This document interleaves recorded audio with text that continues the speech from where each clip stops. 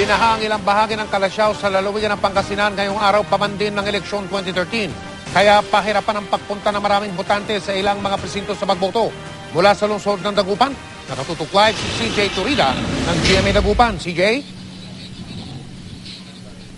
Alam mo Mike, sa mga oras na ito ay nakakaramdam na naman ang Dagupan City ng pagambuan. Tulad kaninang madaling araw hanggang umaga ay bumuhos ang malakas na ulan na nagbunsod naman ng baha sa ibang bayan.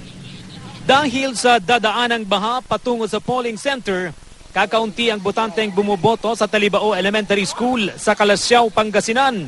Kanina ngang umaga, tanging mga watcher ng magkakatunggaling partido ang unang nakaboto. Nagtyaga namang lumusong sa baha ang ilan sa mga residente.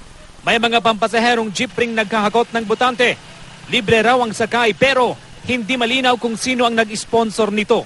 Sinabi sa inyo, paano kayo tinawag? Wala, halina sa'yo, sakay kayo sabi niya. Kaninong kandidato daw? Ano sinabi? Walang sinabi. Sigurado meron din po parating na jeep yan para sa mga taong hahakutin para bumonto dito po sa ating eskwelahan. Ang mga barangay officials naman nagbayanihan para maalis ang baha.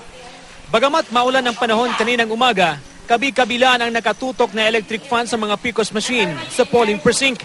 Ayon sa PCOS technician, iniiwasan pa rin nila ang posibleng pag-overheat ng mga ito.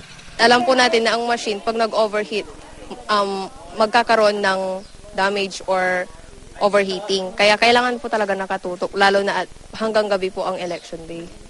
Yung pin lang po, kasi kailangan lang po nilang i-verify po ulit.